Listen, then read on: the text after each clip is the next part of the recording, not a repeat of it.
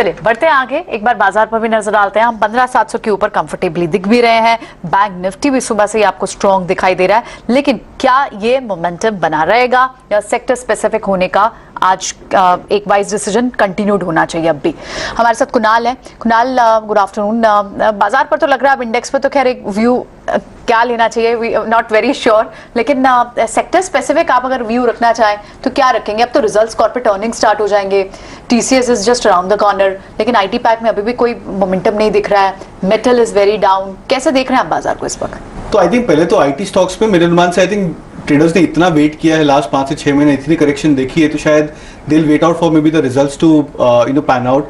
और हो सकता है अगर पोस्ट रिजल्ट्स अगर ये स्टॉक्स और ज्यादा करेक्ट करे तो शायद वहां से हम देखिए शायद पोजीशन बिल्डअप हो जाए आईटी स्टॉक्स में। बट मेरे अनुमान से ज्यादा मेजर डैमेज स्ट्रक्चर वाइज मुझे आईटी स्टॉक्स में फिलहाल तो नहीं लग रहा। At least large cap wise Infosys ने अच्छा बेस बना दिया है 1400 पे, टीसीएस ने 3100 पे अच्छा बेस बना दिया है। लार्ज कैप वाइज में मेरे अनुमान से आई थिंक पेन थोड़ा सा बाहर हो चुका है और यहाँ से शायद स्टॉक्स कंसोलिडेट करने के चांसेस ज्यादा है। मार्केट में मुझे ऐसा लग रहा है कि व्यू और जो बायस है वो कंसोलिडेशन से निकलकर अब थोड़ी बुलिश हो जानी चाहिए, बिकॉज काफी ग्लोबल फैक्टर्स पॉजिटिव हो गए हैं, मार्केट इंटरनल्स काफी ज्यादा स्ट्रांग हो गया है। तो हमने जब 2 वीक्स पहले मिड ऑफ जून के आसपास जब हमने देखा था कि काफी सारे जो एक डेटा हमने देखा था कि the internals of the market कितने stocks 20 day moving average, 50 day और 200 मूविंग एवरेज के नीचे है, वो रेशियोज में और वो परसेंटेजेस में बहुत ज्यादा सुधार आ चुका है। विच मीन्स अगर मार्केट ब्रेथ इंप्रूव कर रहा है तो it's a matter of time कि इंडाइसेस भी वो सेंस को रिफ्लेक्ट करे। तो मेरे अनुमान से पॉसिबल है कि आने वाले 1 से 2 वीक में हम 16,000 का लेवल भी क्रॉस कर सकते हैं इंडेक्स में। ओके, तो 1 से 2 हफ्ते में पॉजिटिविटी, इनफैक्ट पॉजिटिविटी की शुरुआत कुणाल के हिसाब से अब तो हो चुकी है, तो फिर ऐसे में स्टॉक्स कौन से हैं जो सुझाएंगे? तो लार्ज कैप स्टॉक्स पे फोकस रख सकते हैं। आईसीआईसीआई बैंक में मैं ज्यादा दारोमदार रखूंगा, बिकॉज मेरा मानना है अगर बैंकिंग स्टॉक्स में रिकवरी आ जाएगी तो आईसीआईसीआई बैंक एक टॉप परफॉर्मर रह सकता है। 745 का टारगेट रख सकते हैं, इस पे स्टॉप लॉस रख सकते हैं 690 का।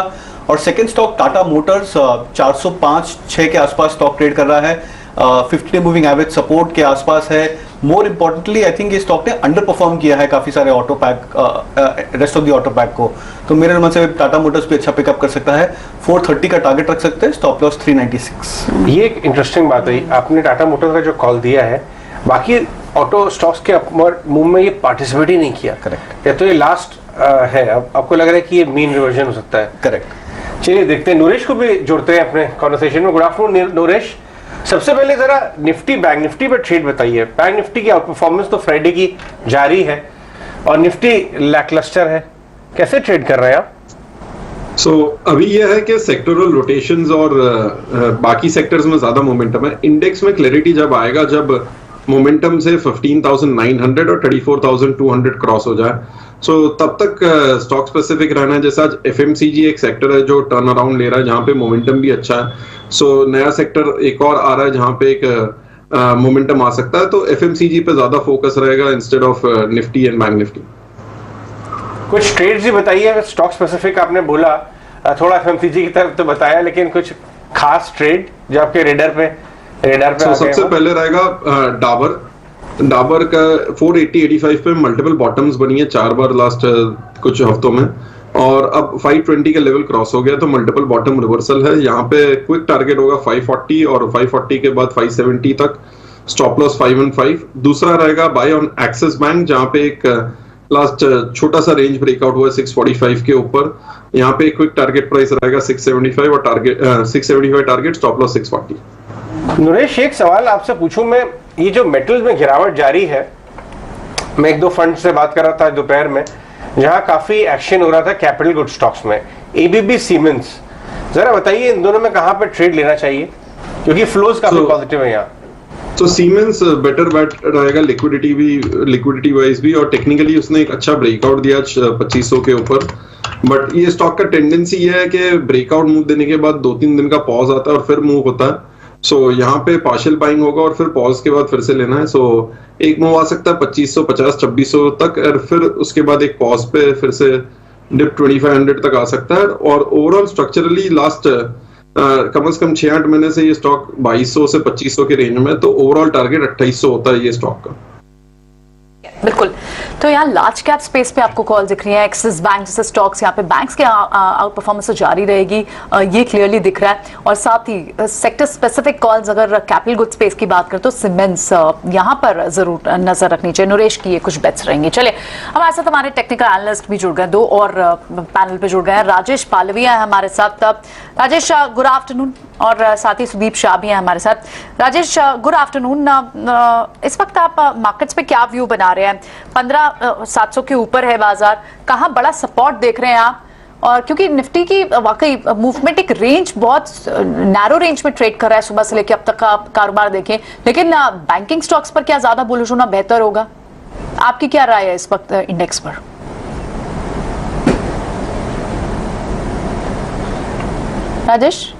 Rajesh, please unmute yourself. या sorry, good afternoon Priyanka ji, good afternoon everyone. सो देखिए, मार्केट पे व्यू तो पॉजिटिव है और बाय ऑन डिप्स की स्ट्रेटेजी हम यहाँ पे अडॉप्ट किए हैं। हमें लगता है जब तक मार्केट में आप 15,600 650 के ऊपर हम सस्टेन करेंगे, मार्केट में कोई भी डिप मिलती है तो उसको बाइंग अपॉर्चुनिटी जैसा यूज करना चाहिए। एक्सपेक्ट कर रहे हैं हम निफ्टी के टारगेट इस हफ्ते में या नेक्स्ट हफ्ते तक हम एक्सपेक्ट कर रहे हैं कि मार्केट यहाँ से 15,950 से 16,050 की तरफ बढ़ते हुए दिख सकता है, क्योंकि जिस तरीके से रोल ओवर एक्टिविटी के बाद वापस मार्केट में जो buying interest most of the sectors में वापस देखने को मिला है, शॉर्ट कवरिंग एक्शन भी देखने को मिली थी, तो हमें लगता है कि ये मोमेंटम यहाँ से और पिकअप होते हुए दिखेगा। लीडिंग सेक्टर ऑटोमोबाइल, अगर हम देखें एफएमसीजी, इवन आईटी स्पेस में भी अच्छा बाइंग इंटरेस्ट वापस से लोअर साइड से बनते हुए दिख रहा है। कैपिटल गुड्स स्पेस में भी एक अच्छी बाइंग स्पेस है। तो हमें लगता है कि ये जिस तरीके से जो सेक्टर बीटन डाउन थे वहां पे एक जो रिन्यूड बाइंग इंटरेस्ट वापस बनते हुए दिख रहा है, क्योंकि यहाँ पे रिस्क टू रिवॉर्ड के हिसाब से भी काफी फेवरेबल सेटअप बने हुए। तो हमें लगता है ये मोमेंटम कंटिन्यू रहेगा। 17,600 17,650 ये लेवल है, ये स्टॉप लॉस रख के हम यहाँ पे 15,950 से 16,050 के लिए लॉन्ग साइड का ट्रेड निफ्टी में यहाँ पे इनिशिएट करने की सलाह देंगे।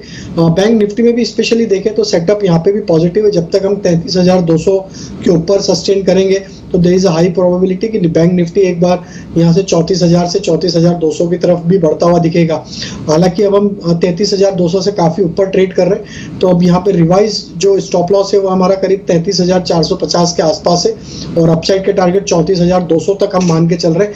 वो लेवल अगर क्रॉस करता है बैंक निफ्टी तो वहां पे भी एक अच्छा बड़ा मूव भी आते हुए दिख सकता है, जो कि फिर बैंक निफ्टी को 34,800 की तरफ भी लेके जा सकता है। तो अभी टाइम बीइंग के लिए हम 34,200 के टारगेट के लिए बैंक निफ्टी में भी लॉन्ग करने की सलाह देंगे।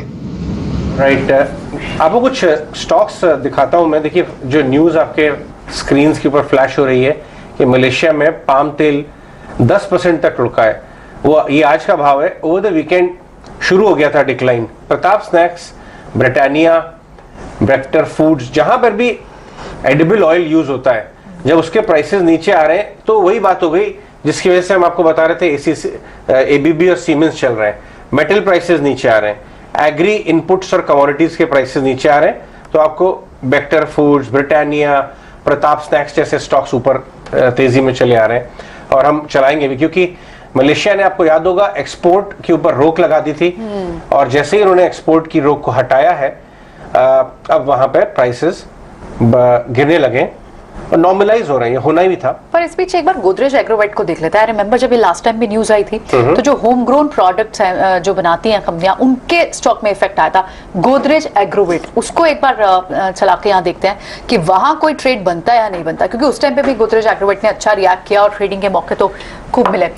सुमित भी हमारे साथ। सुमित, आप बताएं, क्या इस ट्रिगर पे आप कोई पिक लेना चाहेंगे और साथ ही अपना व्यू भी शेयर करें, एक बार आप अपना ट्रेडिंग पिक्स भी अपनी शेयर करें।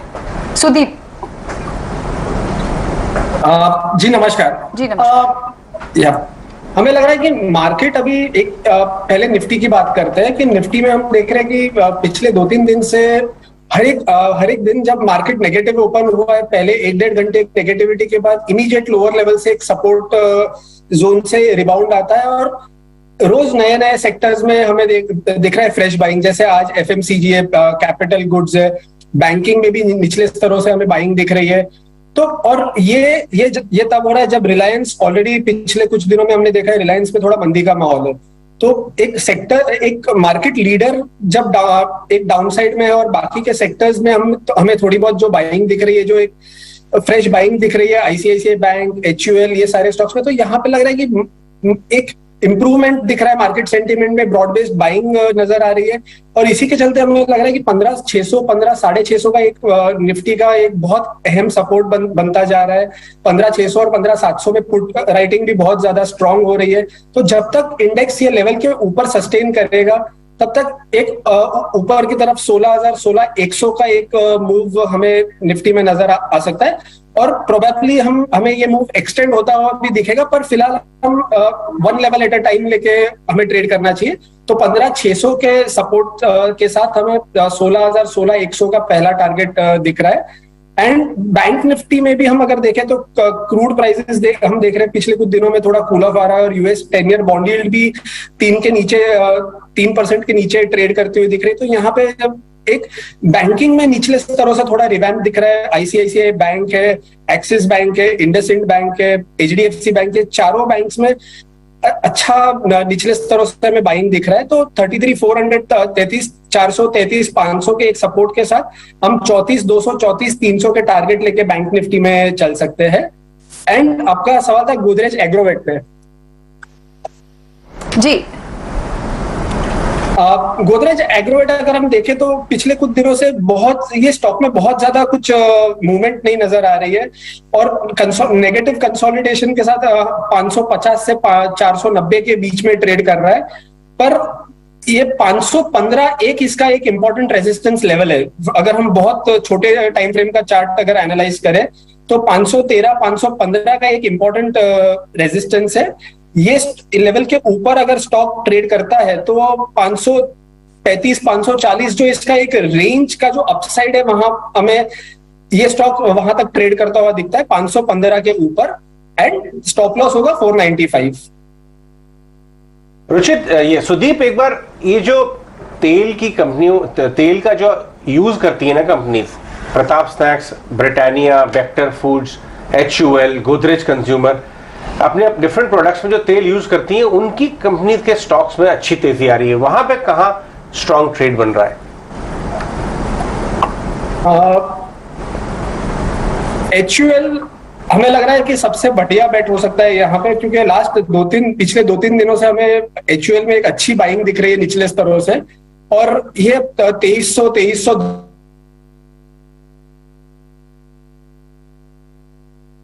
ऑलराइट, राजेश के बाद जाते हैं। राजेश, आप प्रताप स्नैक्स में बताइए, अगर किसी ने ले रखा है तो क्या अभी उसको चेज करना चाहिए?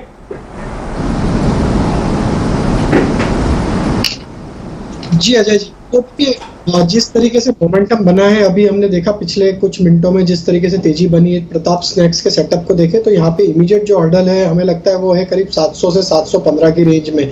अगर ये स्टॉक वो लेवल को क्रॉस कर पाता है तो हमें लगता है वहां से फिर एक अच्छा मोमेंटम यहाँ पे बनते हुए दिखे, क्योंकि अगर हम डेली वीकली सेटअप के हिसाब से देखें तो 715 इसका नेक्स्ट मेजर हर्डल है। आज के इंट्राडे की बात करें तो इंट्राडे में जिस तरीके से अब स्टॉक में प्राइस एक्शन आया है, हमें लगता है अब जिनके पास भी पोजिशन है या जहाँ पे करंट लेवल पे बाय कर रहे हैं तो 660 ये स्टॉप लॉस रखें और पोजीशन को होल्ड किया जा सकता है 715 के टारगेट के लिए। अगर वो लेवल सरपास होगा तो हमें लगता है फिर 760 तक का भी टारगेट इसमें शॉर्ट टर्म में ही आते हुए दिखेगा। तो बाय को होल्ड रखने की सलाह 665 660 के स्टॉप लॉस से। तो चलिए, ये राय आपको मिलती हुई। इनफैक्ट अजय, आज सुबह हमने एडिशनल टैक्स जो कि ऑयल पर लगता हुआ दिखा, उस पर 360 डिग्री एनालिसिस की थी, और अब हमने एफएमसीजी प्ले पर भी 360 डिग्री एनालिसिस ही एक तरह से कर ली। देखिए, इसमें 2-3 बातें हैं मानसी। एक तो ये कि ये ऐसा समय है डिफेंसिव टाइप का सारा आपका, क्योंकि ऊपर से नीचे आ गए थे ये स्टॉक्स ऐसी पूरे एफएमसीजी वाले, प्लस ये ट्रिगर आ गया कि इनपुट प्राइसेस नीचे आ रहे, तो ये एक अंडर ओन था जोन, बाजार में चलने का तैयारी कर रहा था और चिंगारी इसको मिल गई कि इनपुट प्राइसेस नीचे आ रहे हैं। इनफैक्ट सभी एडिबल ऑयल आ जा रहा हो, लेकिन शक्कर के, वीट के, मैदा के, हर चीज के प्राइसेस अपने टॉप से नीचे आए, तो सारे यूनिवर्स को एक्चुअली बेनिफिट मिलता है। राजेश और सुदीप अलग अलग स्टॉक्स के अंदर बाय करने की राय दे रहे हैं। इस बीच एक और ऑब्जर्वेशन ये भी है कि अब हमारे तमाम एक्सपर्ट्स जो हैं सेंटिमेंट जो है बाजार का पॉजिटिव बता रहे हैं, एक एक कर ऑफ कोर्स हम अपडेट्स भी देख रहे हैं जो पॉजिटिव आ रहे हैं। Result season round the corner है, और साथ ही मार्केट में जिस तरह से सेंटिमेंट फिलहाल दिख रहा है, कुणाल ने भी अपनी राय दी जो कि पॉजिटिव, सुदीप भी पॉजिटिव कह रहे हैं, और बाजार पर राजेश का भी नजरिया। चलिए क्विकली हमारे एक्सपर्ट्स की कॉल्स अब समझ लेते हैं। राजेश, आपकी ट्रेडिंग पिक्स इस वक्त क्या होंगी? तो गुड आफ्टरनून मानसी जी, देखिए पहला स्टॉक मेरा हिंद यूनिलीवर ही है और जिस तरीके से इसमें सेटअप बने हुए हैं हमें लगता है हिंद यूनिलीवर को यहाँ पे बाय करना चाहिए। एफएमसीजी पैक में यहाँ पे एक अच्छा मोमेंटम कंटिन्यू होते हुए दिख रहा है। पिछले कुछ दिनों से लोअर साइड से काफी अच्छा एक्यूमुलेशन एक्टिविटी के बाद अब यहाँ पे प्राइस ब्रेकआउट बनते हुए दिख रहे हैं। तो हम एक्सपेक्ट कर रहे हैं कि एचयूएल में यहाँ पे 2370 तक के अपसाइड के ट्रेडिंग टारगेट आते हुए दिख सकते हैं। तो 2300 के स्टॉप लॉस से एचयूएल बाय करने की सलाह है। दूसरा स्टॉक जो है वो कैश सेगमेंट से इंसेक्टिसाइड इंडिया। ये स्टॉक में भी काफी अच्छा ब्रेकआउट देखने को मिला। जिस तरीके से across all time frame stock एक बुलिश जोन पे ट्रेड करते हुए दिख रहा है। अगर इसका वीकली सेटअप देखें तो लास्ट वीक ही स्टॉक में एक प्रीवियस स्विंग हाई का ब्रेकआउट होते हुए दिखा है। सारे indicators momentum indicators positive zone में ट्रेड करते हुए दिख रहे हैं। हम एक्सपेक्ट कर रहे हैं ट्रेडिंग टारगेट 930 तक के आते हुए दिख सकते हैं। तो 885 के स्टॉप लॉस से इंसेक्टिसाइड इंडिया बाय करने की सलाह है। तीसरा स्टॉक है क्रेडिट एक्सिस ग्रामीण। ये स्टॉक में आज के सेशन में देखें स्पेशली तो एक एक्यूमुलेशन के बाद स्टॉक में आज काफी अच्छा मोमेंटम बनते हुए दिखा। पिछले 4 दिन के कंसोलिडेशन रेंज को यहाँ पे ब्रेकआउट होते हुए दिख रहा है। प्राइस एक्शन में स्टॉक अपने सारे important moving averages long term moving averages के ऊपर सस्टेन कर रहा है। ये स्टॉक में हम एक्सपेक्ट कर रहे हैं 1100 तक के अपसाइड के टारगेट इसमें आते हुए दिख सकते हैं। 1030 के स्टॉप लॉस से क्रेडिट एक्सिस ग्रामीण बाय करने की सलाह। चलिए, एफएमसीजी प्ले है एचयूएल, यहाँ पर ऑफ कोर्स मजबूती है और ज्यादा मजबूती जारी रहने के पूरे आसार समझ आ रहे हैं। इसी के चलते यहाँ पर स्टॉक स्पेसिफिक रेकमेंडेशन के तौर पर राजेश जी की तरफ से। इस बीच सेंसेक्स को देखिए, अगर इंटेलिजेंस रिपोर्ट्स की माने सेंसेक्स के लिए कुछ रिपोर्ट्स ऐसी भी आई हैं कि आने वाले दिनों में ये डबल होता हुआ, इनफैक्ट एक से 3 साल के बीच ही होता हुआ दिख सकता है। 53,000 के पार यहाँ पर सेंसेक्स में फिलहाल ट्रेड हम देख रहे हैं। 105 अंकों की बढ़त के साथ यहाँ कामकाज नजर आ रहा है। जिस तरह की मजबूती यहाँ पर हम देख रहे हैं मार्केट्स में, ऑफ कोर्स सेंसेक्स कई बार हमने देखा है जहां निफ्टी बैंक निफ्टी में परफॉर्मेंस नहीं होती तब सेंसेक्स परफॉर्म करता है।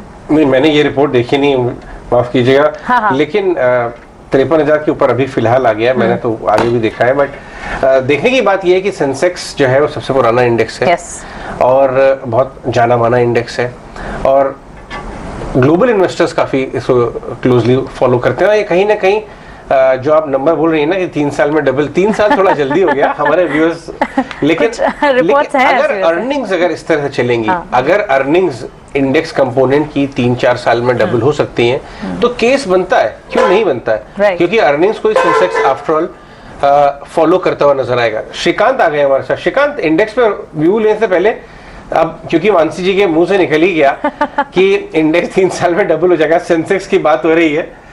सेंसेक्स 5 साल में तो डबल हो सकता है आपके हिसाब से? आपने देखा है क्या इसका long term chart? Current level से 5 साल में डबल होना उतना आसान नहीं है। ओके। क्योंकि वो बेस बढ़ते जाएगा और उस बढ़ते हुए बेस के ऊपर और अर्निंग्स दिखाना बहुत मुश्किल होता है। लेकिन यस, मैं एक बात कहना चाहूंगा कि जो सेंसेक्स के अंदर शायद जो 30 स्टॉक है उसमें से 15 स्टॉक एटलीस्ट डबल होते हुए नजर आएंगे। और जैसे कि जो टॉप जो 4-5 स्टॉक्स हैं उनमें हमें लगता है कि मोर देन 50% का रिटर्न मिल सकता है, बट डबल होना थोड़ा मुश्किल हो जाता है। लेकिन यस, वी आर ऑप्टिमिस्टिक और हमें लगता है कि ब्रॉडर मार्केट, यानी यहाँ से अगर अजय जी, हमने एक्चुअली इस मार्केट को पिछले 20-22 साल से देखा है वेरी क्लोजली, और इस 20-22 साल में मैंने देखा है कि कई यूनिक इवेंट्स मार्केट में आए और उसके बावजूद मार्केट ने प्रीवियस हाई को क्रॉस किया है। तो एक बात क्लियर है कि मार्केट इवेंचुअली बढ़ने वाला है, स्टॉक्स बढ़ेंगे, और अगर 5 साल का अगर मैं व्यू लेता हूं, मुझे लगता है एटलीस्ट 50% रिटर्न इंडेक्स में बन सकते हैं। स्टॉक्स में मोर देन 50% की रिटर्न बिल्कुल बनेगी। ठीक है, ऑलराइट, बिल्कुल, absolutely. Good afternoon Srikanth, point well taken. इसमें आप इस बीच आप कॉल्स क्या ऐड कर रहे हैं आज? तो देखिए, वैसे हमें लगता है कि आईटी स्टॉक्स में एक वापस एक फ्रेश बाइंग दिख रहा है, और इसमें अगर आप देखें तो हमें लगता है कि यहाँ पे इन्फोसिस टेक्नोलॉजी के ऊपर फोकस करें, क्योंकि एक तो ये इंडेक्स का भी स्टॉक है। हमें लगता है कि ये जो निफ्टी है वो 15,800 के नीचे कंसोलिडेट कर रही है, लेकिन 15,700 के इंपॉर्टेंट लेवल के ऊपर सस्टेन भी कर रही है, जो काफी एक यूनिक है। और unique I mean to say कि एक पॉजिटिव है इंडिकेशन मार्केट के लिए, और ये क्लियरली इंडिकेट करता है कि हम 16,000 के लेवल्स को वेरी शॉर्टली क्रॉस करते हुए निफ्टी को देखेंगे। तो हमें लगता है कि इस पर्टिकुलर फेज में अगर किसी इंडेक्स हेवीवेट को अगर पकड़ा जाए तो मुझे लगता है कि इन्फोसिस ये एक ऐसा स्टॉक है कि जो यहाँ से एक बार 1550 से लेकर 1600 के लेवल्स दिखा सकता है। तो करंट लेवल से लॉन्ग करें, 1440 का स्टॉप लॉस रखें, 1575 के मीडियन एवरेज को एज अ टारगेट पकड़ के चलें। और साथ ही साथ मुझे लगता है कि कुछ हाई बीटा स्टॉक्स भी इसमें परफॉर्म करेंगे, और इसमें एसआरएफ को हम फोकस कर रहे हैं। एसआरएफ जो करंटली ट्रेड कर रहा है तकरीबन 2175 के करीब, यहाँ पे हमें लगता है कि ये स्टॉक एक बार 2250 2270 के लेवल्स दिखा सकता है। और अगर मैं इसे लॉन्ग करता हूँ तो तकरीबन मुझे लगता है कि 2120 का स्टॉप लॉस हम इसमें भी रख के चल सकते हैं। राइट, तो 16,000 तक की रैली दिखती है श्रीकांत को, और हाई बीटा स्टॉक जैसे एसआरएफ ले रहे हैं, और एक और कॉल श्रीकांत इन्फोसिस पर, तो ये एक इंटरेस्टिंग कॉल है। तो यानी अब टेक्नोलॉजी पैक पर कहीं ना कहीं मूवमेंट शुरू होती हुई दिख रही है, और बिग कैप बिगीज को ले रहे हैं वो टेक्नोलॉजी पैक में। तो ये तो कुछ पिक्स हैं जो श्रीकांत के। एक बार रियल एस्टेट स्पेस की भी कुछ कॉल्स को देख लेते हैं। राजेश, हमने देखा कि पिछली सीरीज में बात करें तो बहुत ज्यादा रियल एस्टेट पैक गिरा भी नहीं और बहुत दिखा भी नहीं, बहुत ही म्यूटेड सी परफॉर्मेंस रही। इनफैक्ट रोल ओवर फिगर्स भी कुछ ज्यादा, आप इनफैक्ट बेटर बता पाएंगे कि रियल एस्टेट स्पेस में आपको रोल ओवर फिगर्स कैसे दिखेंगे, लेकिन गोदरेज प्रॉपर्टीज की बात हो, ब्रोय रियल्टी की बात हो, वो एक दो दिन से तो अच्छे चल रहे हैं। क्या रोल ओवर का आंकड़ा भी यही कहता है? तो बिल्कुल देखिए प्रियंका जी, म्यूटेड था रोल ओवर एक्शन। जिस तरीके से रियल एस्टेट स्पेस में हम देखें कि price behaviour as well as roll over action भी काफ़ी कोई इंकरेजिंग नहीं थी, बट हमें लगता है कि ओवरऑल मार्केट में जो एक रिकवरी का ट्रेड बन रहा है, तो उसके चलते यहाँ पे भी एक बाइंग इंटरेस्ट जरूर लोअर साइड से यहाँ पे बनते हुए दिख रहा है। लेकिन ओवरऑल अभी हमें लगता है कि स्ट्रक्चर अभी भी वीक है। थोड़ा यहाँ पे और रिकवरी पहले आने के बाद ही हमें यहाँ पे क्लियरिटी मिलेगी कि यहाँ पे स्टॉक में अब बॉटम फॉर्मेशन यहाँ पे होते हुए दिख रहे। बट हमें अगर स्पेसिफिकली डीएलएफ गोदरेज प्रॉपर्टी के दोनों के सेटअप को एनालाइज करें, तो डीएलएफ में हमें लगता है जब तक 332 335 के लेवल को क्रॉस नहीं करेगा, थोड़ा सा यहाँ पे हमें लगता है एक साइडवेज कंसोलिडेशन का ही यहाँ पे फेज देखने को मिलेगा फर्दर। और गोदरेज प्रॉपर्टी में जरूर रिकवरी बनी है लोअर साइड से, बट स्टिल हमें लगता है जब तक ये स्टॉक में 1280 1300 के लेवल क्रॉस नहीं होंगे, ये स्टॉक भी एक साइडवेज कंसोलिडेशन ही यहाँ पे डिस्प्ले करते हुए दिखेगा। तो हमें लगता है अभी थोड़ा और यहाँ पे समय लगेगा एक अच्छे रिकवरी के ट्रेड को या एक अच्छे पुलबैक के ट्रेड को कंटिन्यू होने के लिए। थोड़ा समय हमें लगता है कंसोलिडेशन में दोनों स्टॉक दिखा सकते हैं। कोई बात नहीं, अगर आपको लगता है कंसोलिडेशन फेज में रहेगा और इस पे क्लियर बुलिश सिग्नल नहीं दिख रहे तो we can leave it for now. ये कुछ फिगर्स जो गोदरेज प्रॉपर्टी पर, डीएलएफ पर बात करते हुए राजेश, लेकिन इस बीच जिस पैक की लगातार बात हो रही है कि शायद जितनी भी हेडविंड्स थी वो अब टेलविंड्स हो गई हैं, और एनवायरमेंट किस तरह से पॉजिटिव है, बहुत सारे बड़े ट्रिगर्स हैं। हम बात करें ऑटो पैक की, और हमारे साथ एक बहुत ही खास मेहमान इस वक्त बने हुए हैं, Maruti Suzuki senior ED sales and marketing Shashank Srivastava हमारे साथ हैं। उनसे बात करते हैं। मिस्टर श्रीवास्तव, बहुत बहुत स्वागत है आपका ईटी नाउ स्वदेश पे। सबसे बड़ी एक जो ट्रिगर बोला जाता था ना पूरे ऑटो पैक के लिए, खैर अब तो बहुत अच्छे और encouraging environment, bullish science like growth, pent up demand, ये सब तो देखने को मिल रहा है। लेकिन पहला जो एक कंसर्न और थॉट प्रोसेस आता था कि क्या सेमीकंडक्टर की जो शॉर्टेज थी वो ईज आउट होती हुई आप भी देख रहे हैं। अब उस फ्रंट पे तो कोई चैलेंज आपको नहीं दिख रहे, कमोडिटी प्राइसेस डाउन हो रहे हैं।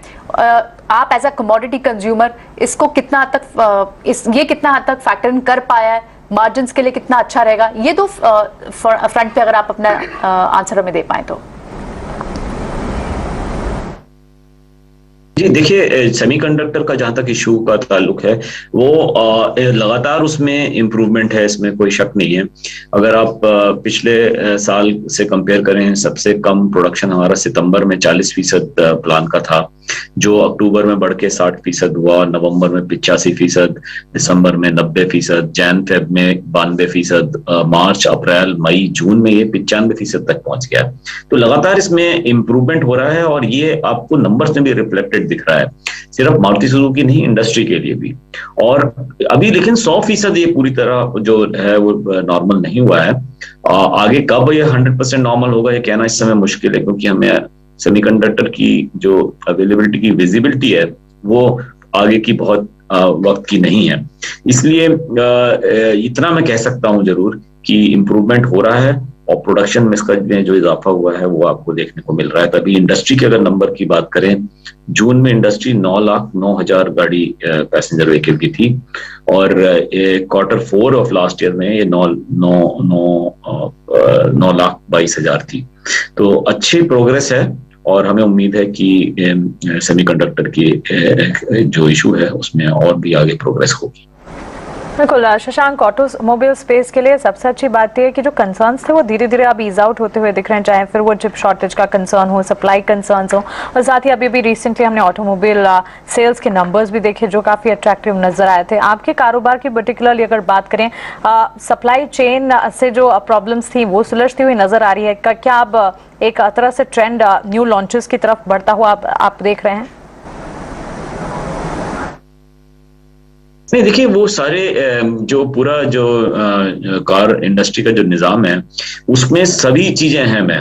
सप्लाई चेन भी इम्पोर्टेंट है, सेल्स का भी इम्पोर्टेंट है, और प्रोडक्शन भी इम्पोर्टेंट है, और फाइनेंस भी इम्पोर्टेंट है। तो ऐसा नहीं होता है कि फोकस सिर्फ एक जगह रहता है, सभी एरियाज में काम होता है। हाँ, ये जरूर है कि किसी वक्त पे किसी एक पर्टिकुलर एरिया में ज्यादा प्रॉब्लम होती है, कभी दिक्कतें दूसरे एरिया में बढ़ जाती हैं, लेकिन सब लोग अपने अपने एरिया में फोकस करते हैं। तो आज जैसे आप प्रॉफिटेबिलिटी की बात कर रहे हैं, प्रॉफिटेबिलिटी तो हमेशा से ही इम्पोर्टेंट रही है, और पिछले जो आपने गुज़िश्ता 2-3 साल में देखा, कमोडिटी प्राइसेस बहुत तेजी से आगे बढ़ी। अभी हाल फिलहाल में थोड़ी सी सॉफ्टनिंग हुई है स्टील में और बाकी कमोडिटीज में भी, लेकिन अभी भी 2 साल के मुकाबले, पिछले 2 साल के मुकाबले अभी भी कमोडिटी प्राइसेस काफी हाई हैं।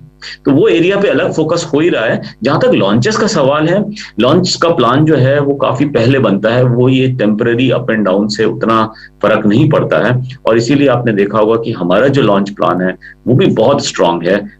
अभी हमने ब्रेजा लॉन्च करी, इनफैक्ट पिछले 6 महीनों में हमने 8 लॉन्च किए हैं, और सभी का रिस्पांस बहुत अच्छा है, और आगे भी हम लॉन्च करने जा रहे हैं। जैसे आपको हमने बताया था, एक बड़ी एसयूवी भी अभी हम बहुत जल्दी लॉन्च करने वाले हैं उसके, और ये प्लान हमारे कंटिन्यू रहेंगे। एक और चीज शशांक जी, क्योंकि बात बार बार की जा रही है कि स्पेस के पास पेंट अप डिमांड बहुत है, इनफैक्ट अनफिनिश्ड अनमेट डिमांड पड़ी हुई है। ऑटो पैक की मैं ओवरऑल बात कर रही हूँ, क्या आपके लिए भी पैसेंजर व्हीकल कैटेगरी में, मारुति के लिए भी ये चीज रेलेवेंट है, ये पेंट अप वर्ड डिमांड आपके केस में भी है? हाँ, देखिए पेंट अप डिमांड इस वजह से ये टर्म इस्तेमाल हो रहा है बार बार इस इंडस्ट्री के मुतालिक, वो इसलिए क्योंकि अगर आप टोटल वॉल्यूम देखें इंडस्ट्री का, पिछले साल 30,70,000 के लगभग वॉल्यूम थे, जो 16-17 साल के बराबर थे, यानी जो 2016-17 का जो माली वर्ष साल था उसके बराबर ही वॉल्यूम्स थे।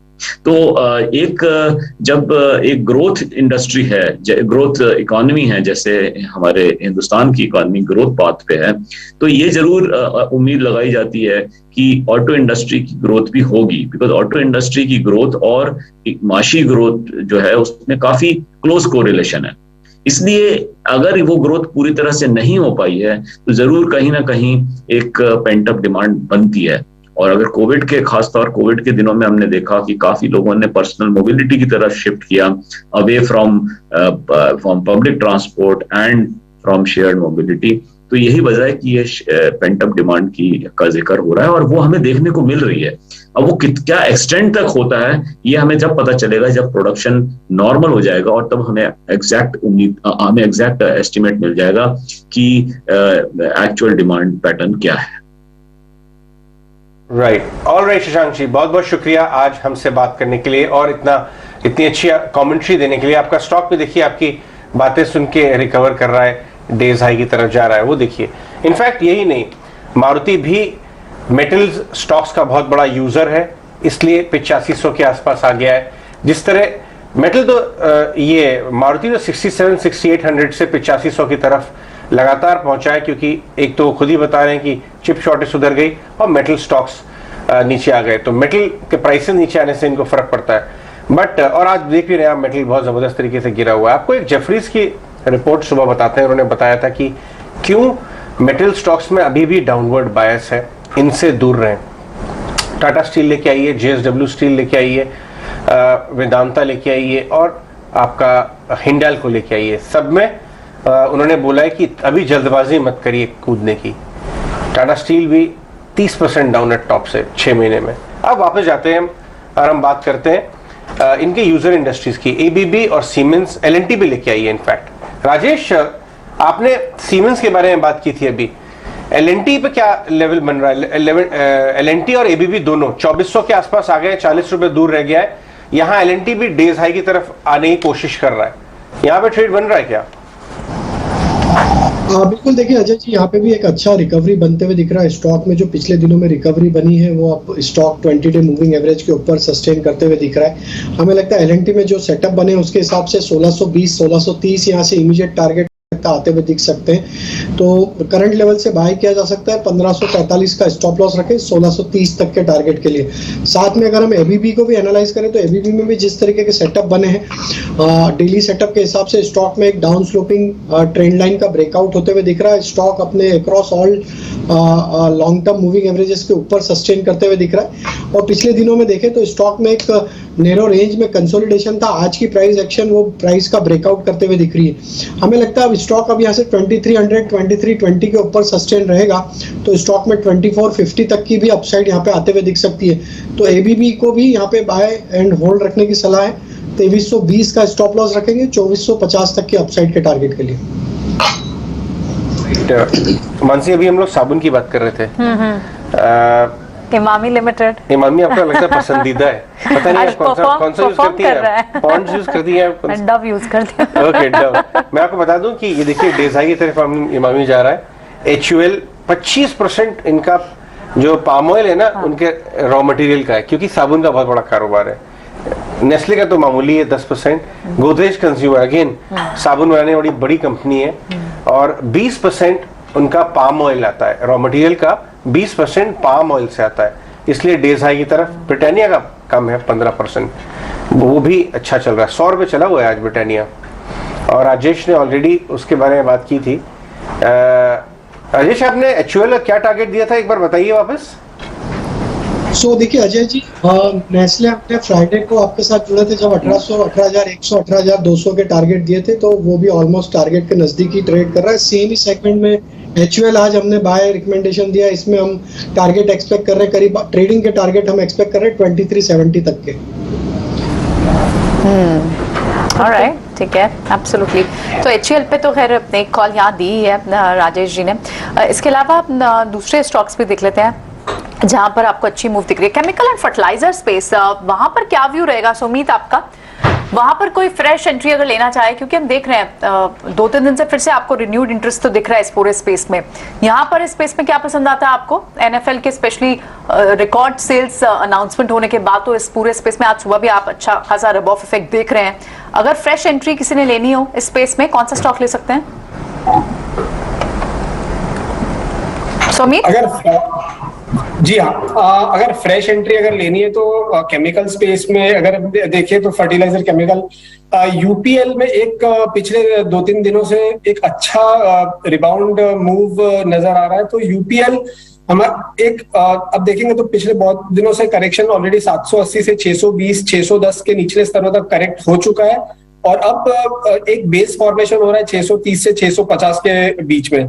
तो हमारे तरफ से ये रिकमेंडेशन रहेगा कि UPL में हम ये करंट लेवल से और एक हल्के से डिप में हम ऐड कर सकते हैं। 630 एक स्टॉप लॉस होगा, और ऊपर की तरफ 680 से 700 तक के लेवल्स हमें एक UPL में देखने मिल सकते हैं। ये एक रिबाउंड मूव होगा, पर 630 635 का एक अच्छा सपोर्ट इसमें बनता हुआ दिख रहा है। ठीक है, तो चलिए ये राय आपको मिलती हुई दिख रही है। इनफैक्ट फर्टिलाइजर स्पेस बिल्कुल सही कहा आपने प्रियंका, अच्छी मजबूती के साथ, और ऑफ कोर्स जिस तरह से अपडेट्स एक एक कर आना शुरू हो रहे हैं, फर्टिलाइजर स्पेस तो क्लियरली मॉनसून का बेनिफिशियरी भी है और इसी के चलते फोकस में भी नजर आ रहा है। लेकिन एक और space Rajesh ji, paper stocks भी बजिंग है और काफी हद तक हम देख रहे हैं सिंगल यूज प्लास्टिक बैन की जो खबर आई सीधे तौर पर उसके बेनिफिशियरी पेपर स्टॉक्स में आज सुबह हमने देखा। In fact mid cap paper space को अगर देखें कुछ हद तक वहां पर हमने अच्छी मजबूती के साथ ट्रेड्स देखे हैं। क्या लगता है एक बार यहाँ पर भी कोई पर्टिकुलर टॉपिक होगी जिसमें एंट्री लेने के बारे में, पोर्टफोलियो में किसी स्टॉक को एक बार रखने के बारे में सोचा जा सकता है पेपर स्टॉक्स पे? तो देखिए हमें यहाँ पे वेस्ट कोस्ट पेपर यहाँ पे अट्रैक्टिव लग रहा है। स्टॉक में अगर देखें तो पिछले 4-5 सेशन से एक अच्छी बाइंग इंटरेस्ट लोअर बनते हुए दिख रहा है और स्टॉक में हायर हाई फॉर्मेशन यहाँ पे बनते हुए दिख रहे हैं। स्टॉक का अगर ओवरऑल सेटअप भी देखें तो अभी अपने प्रीवियस स्विंग हाई की तरफ अप्रोच करते हुए दिख रहा है।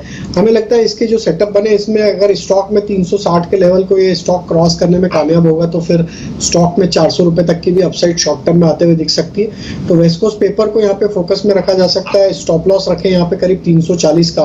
इसी सेगमेंट में अगर देखें तो दूसरा स्टॉक स्टार पेपर को भी यहाँ पे देखा जा सकता है। वो स्टॉक में भी एक बड़े करेक्शन के बाद स्टॉक में जो रिकवरी बनी अब 20 डे 50 डे मूविंग एवरेज के ऊपर स्टॉक अब ट्रेड करते हुए दिख रहा है। जिस तरीके की बाइंग एक्शन पिछले वीक में देखने को मिली और आज फॉलोअप बाइंग एक्शन बनते हुए दिख रही है तो ये स्टॉक में हमें लगता है 175 से 180 तक की अपसाइड कंटिन्यू होते हुए दिख सकती है। तो जिनके पास पोजीशन है या करंट लेवल पे बाय कर रहे हैं अब तो यहाँ पे स्टॉप लॉस रखे करीब 156 रुपए के आसपास। देखिए अभी आज आधे घंटे में मानसी इंटरडे देखिए जरा बाजार डेज हाई पे वापस आ गया है। इनफैक्ट 53,000 पे हमने सेंसेक्स की बात की थी, 53,150 के ऊपर है। निफ्टी 15,800 के ऊपर कंफर्टेबली बैठा हुआ है डेज हाई की तरफ और बैंक निफ्टी को भी लेके आई है।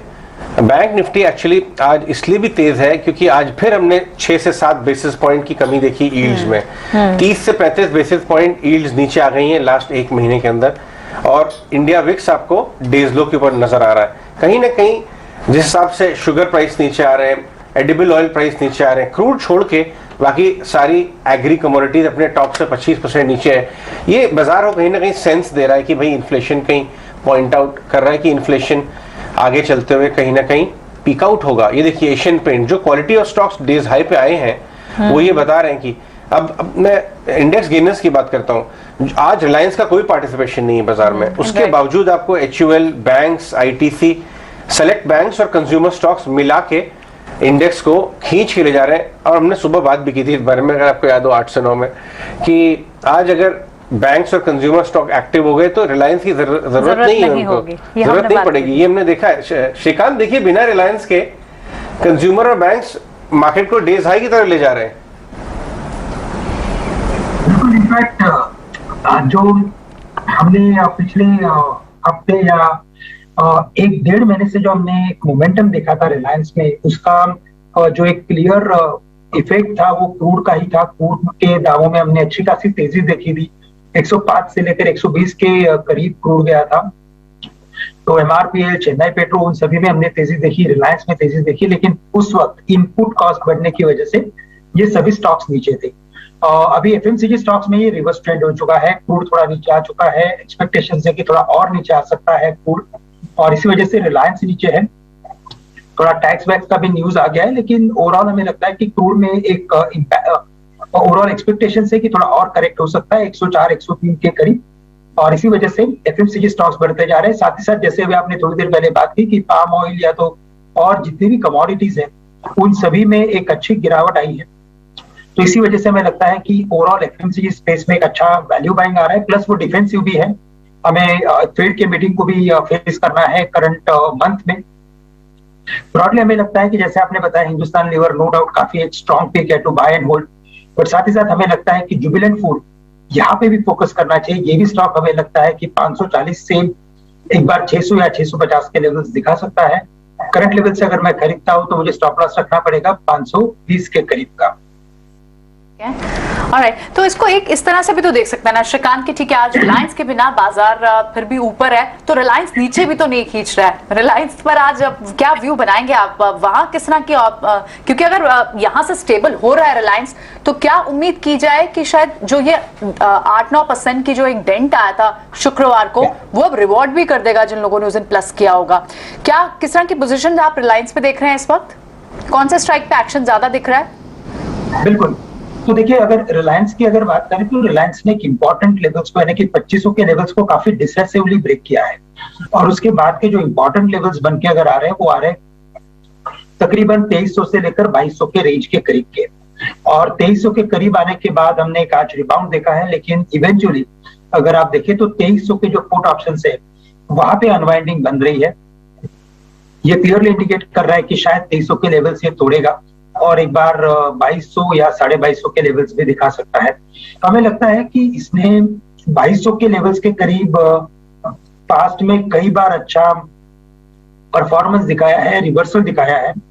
तो अगर ये वापस करेक्ट होके अगर 2250 या 2200 के रेंज में अगर आता है तो वहां पे पोजीशंस बनाए। करंट लेवल से हमें लगता है कि किसी और रीजन से शायद एक बार ये स्टॉक इस लेवल से भी नीचे जा सकता है।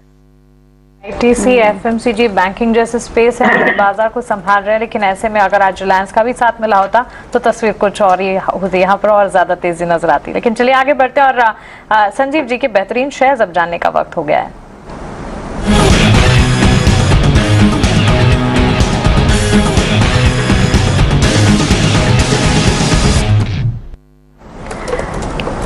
Sanjeev ji good afternoon. बाजार में हरियाली है, 15,800 के पार कंफर्टेबली निफ्टी में ट्रेड्स हम देख रहे हैं। बैंक निफ्टी में भी परफॉर्मेंस 33,860, 33,880 तक जाता हुआ नजर आ रहा है। इनफैक्ट अगर देखें तो बाजार में रिलायंस को छोड़े आज रिलायंस ने सपोर्ट नहीं किया, अदरवाइज जो हैवी वेट्स हैं एफएमसीजी हो चाहे बैंकिंग हो, हर तरफ अच्छी मजबूती है।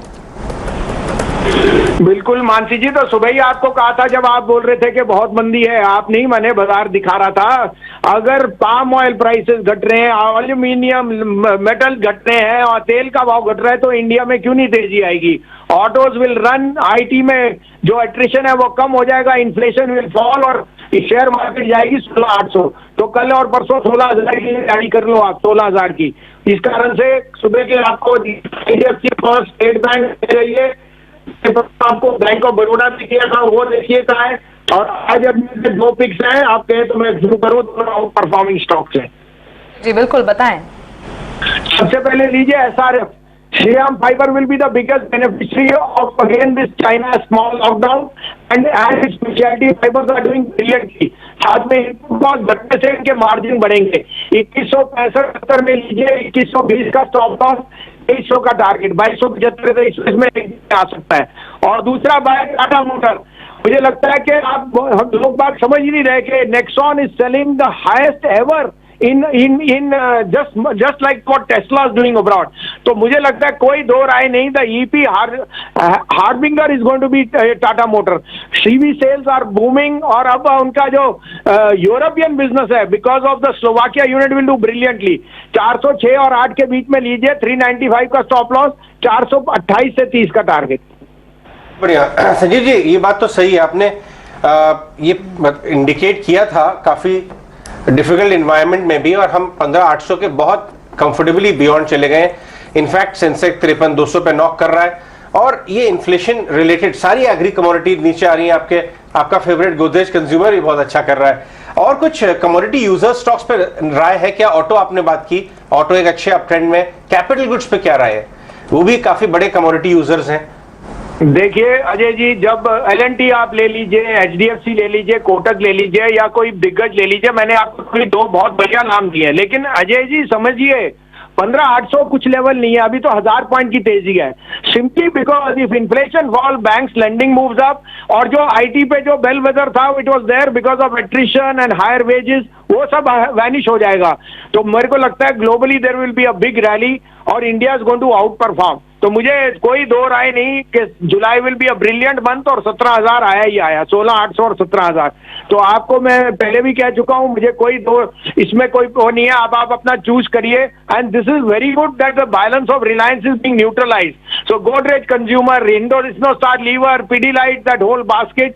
But simply put, Tata Motor is trading at not even one time price to book. SRF is one of the leading players as far as specialty chemical goes, and if input costs fall, crude and their derivatives, then their margins will be in the very, very sweet spot. So both these stocks should outperform, and the rest I have already given you a list of very, very big performers. Now we will talk and when we are 16,000 tomorrow. Right, ठीक है, absolutely Sanjeev ji. आज तो in fact एक नया mark भी आपने बता दिया, आपने कहा 16,800 हो या फिर 17,000, तो अब 17,000 सुनकर भी बड़ा अच्छा लग रहा है। 16,000 के तो पास ही है। वाकई आपसे जब लास्ट वीक भी बात हुई थी, आपने कहा था कि रुकेगा नहीं बाजार। Appreciate your call on index as well as on the stocks. बहुत बहुत शुक्रिया आपका। कल सुबह फिर होगी आपसे मुलाकात। चलिए, तो यानी संजीव वसीम जी तो अब 16,800 तक के लेवल की बात कर रहे हैं यहाँ पर। एक बाउंस तो ये खैर ऊपर की तरफ अभी दिख ही रहा है अजय, है ना, जिस तरह से मार्केट जिस मूव में है। नहीं, लास्ट एक बार तो 15-20 लग रहा मिनट है। में Correct. आप सही कह रही हैं, 15-20 मिनट में सारे heavy एक बड़ी weights चल रहे हैं। एक बड़ी कैंडल बनी है। और आप देखें रिलायंस जो है वो प्लस में आ गया, इन्फोसिस, HCL टेक ये थोड़े से चलने शुरू हुए हैं। सारे के सारे आप बैंक्स देखें इस वक्त, ICICI, एक्सिस बैंक, देखिए वो आप स्ट्रेंथ समझिए दे रहे हैं। प्रियंका, इस समय कमोडिटी इन्फ्लेशन नीचे आने का बेट का सबसे बड़ा ट्रेड चल रहा True. है। रिलायंस इस समय ध्यान देने वाली जगह नहीं है। आपको बैंक्स खेलने, कमोडिटी प्राइस नीचे आते हैं, क्रूड भी नीचे आएगा तो बॉन्ड यील्ड्स नीचे आएंगी। True. और बैंक निफ्टी चलेगा। Correct. और आप देख ही रहे हैं कि जितने भी कमोडिटी यूजर्स हैं, एग्री साइड भी वो भी चल रहे हैं। तो इस समय ट्रेड जो है, स्ट्रॉन्ग ट्रेड है वो प्राइवेट इस zone सेक्टर पे। बैंक्स में। Correct. कंज्यूमर कंपनीज हैं जो ये सारी चीजें यूज करती है, शक्कर, तेल, वीट, ये सब। और आपके पास मेटल्स के गिरावट वाले तेल हैं। देखिए आप AIA engineering, Shanti gears, I know, yeah, I was Cummins, also noticing वो that, सारे yeah. स्टॉक जो हैं जिनका 60% आपका ये है कमोडिटीज, commodities एल्यूमिनियम, निकल, वो सब। देखिए क्या जबरदस्त दौड़ लगा रहे हैं। सो कैपिटल गुड्स, ऑटोज, मेरे समझ से प्राइवेट बैंक्स और आपके कंज्यूमर स्टॉक्स यहाँ पे रहना चाहिए। इनफैक्ट आज हमने काफी दो बड़ी कंपनी से बात की एग्री स्पेस में भी, और ट्रैक्टर कंपनीज, फार्म इक्विपमेंट और ट्रैक्टर। वो मत भूलिए, इंडिया में मॉनसून इस समय पूरे देश में फैल चुका है और काफी अच्छी कमेंट्री आ रही है दो ट्रैक्टर कंपनी से, एक VST और दूसरा M&M। वो हम आपको सुनवाते हैं कि किस तरह की तैयारी कर रहे हैं। इनफैक्ट M&M 10 साल में पहली बार नया ट्रैक्टर प्लांट मोहाली में लगा रहा है। आइए सुनते हैं VST टिलर्स को भी और M&M फार्म इक्विपमेंट मैन्युफैक्चर को भी। मानसून जो है इस समय पूरे देश में आगे बढ़ चुका है, अपनी पकड़ जमा चुका है, तो इसके लिए ये खेती के लिए बहुत ही पॉजिटिव सेंटिमेंट है। हमने अपना पिछला प्लांट जो था वो तेलंगाना स्टेट में जहीराबाद जगह में, क्षेत्र में करीब 10 साल पहले लगाया था, और उसके बाद हम अपना नया प्लांट इस समय पंजाब के मोहाली के पास एक नया प्लांट स्वराज ब्रांड के अंदर हम लोग लगा रहे हैं। काम काफी तेजी से चल रहा है और हम लोग 400 करोड़ रुपया इस नए प्लांट के ऊपर स्पेंड करने जा रहे हैं। सो क्लियरली जैसे कि आपने बोला कि इस समय रूरल सेंटिमेंट बहुत पॉजिटिव लग रहे हैं। मॉनसून, जैसा कि IMD ने अप्रैल में बोला था कि मॉनसून नॉर्मल रहेगा, वो जून के पहले 2 सप्ताह कुछ स्लो था, जिसकी वजह से खरीफ की जो बुआई थी वो धीमी गति से चली। लेकिन पिछले 7 से 8 दिन में हम देख रहे हैं कि मॉनसून की जो प्रोग्रेस है उसकी प्रगति काफी हुई है। इस समय पूरे देश में मॉनसून समय से पहले आ गया है, और अगर ये मॉनसून इसी तरह से प्रोग्रेस करता रहा और इसकी टाइमलीनेस जो होती है कि कितने टाइम में वो आ रहा है और कितना उसका ज्योग्राफिकल स्प्रेड है, अगर वो भी आगे जाके कुछ हफ्तों में अच्छा रहा तो अजय, मुझे कोई भी इस बारे में शक नहीं होगा कि जो खरीफ की उपज है वो भी देश में बहुत बम्पर होने वाली है।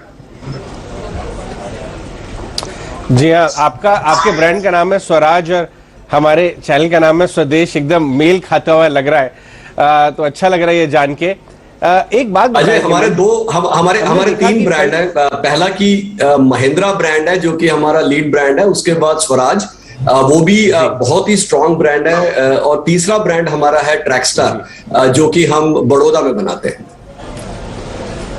जी हेमंत, मैं आपसे ये जानना चाहूंगा कि पुराने जमाने में बात देखी जाती थी कि 5-10 फार्मर जो है वो एक ट्रैक्टर इस्तेमाल करते हैं। एक बड़े थोड़े एफ्लुएंट फार्मर जिनकी स्थिति अच्छी है वो एक ट्रैक्टर लेते थे और बाकी सब शेयर करते थे या एक तरह से भाड़े पे भी लेते थे।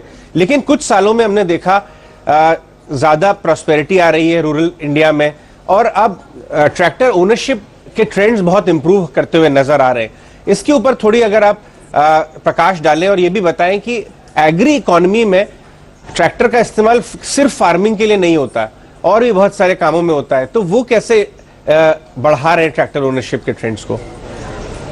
ये आपने बहुत ही अच्छा प्रश्न पूछा है, क्योंकि ये मैं आपके दर्शकों के साथ थोड़ा विस्तार में बताना चाहूंगा। क्योंकि जैसा कि आपने सही बोला कि ट्रैक्टर का इस्तेमाल किसान के लिए सिर्फ खेती करने के लिए नहीं है। ट्रैक्टर एक किसान के घर में एक उसके बेटे की तरह है, और जब भी किसान के पास कुछ भी रुपया आता है, कुछ भी उसकी कमाई होती है, तो उसका पहला एम होता है कि मैं जाके ट्रैक्टर खरीदूं। वो ट्रैक्टर किसी भी HP रेटिंग का हो सकता है। आपको मालूम हुआ कि महिंद्रा में हम 20 HP से लेके 100 हॉर्स पावर तक के ट्रैक्टर बनाते हैं। तो जितना किसान का उसकी समृद्धि होती है, जितनी उसकी यूसेज होती है, उस हिसाब से वो अपना ट्रैक्टर खरीदता है। लेकिन किसान की लाइफ में, किसान के जीवन में ट्रैक्टर का जो मान्य है वो बहुत ही ऊपर माने जाते हैं। ट्रैक्टर वो खेती के लिए यूज करता है, सामान को एक जगह से दूसरी जगह, जिसको कि हम कमर्शियल एप्लीकेशन कहते हैं, उसके लिए यूज करता है। और खासकर ट्रैक्टर उसको रेंटल इनकम भी देता है। तो जैसा कि आपने बोला कि कई बार ऐसा होता है कि एक ट्रैक्टर 5 से 10 किसान मिलके यूज करते हैं, तो वो यूसेज भी बहुत यूज होता है जो विलेजेस में है। तो इसकी वजह से उसके 3 तरह की आमदन बढ़ती है। एक तो उसके खेती में ट्रैक्टर काम करता है, दूसरा उसके साथ सामान एक जगह से दूसरी जगह ले जाने में किसान उसको यूज करता है, और तीसरा जब उसका काम नहीं चल रहा होता तो उसके मित्रों को, उसके बाकी गांव वालों को वो किराए पे देता है, भाड़े पे देता है, जिससे उसकी फिर कमाई होती है।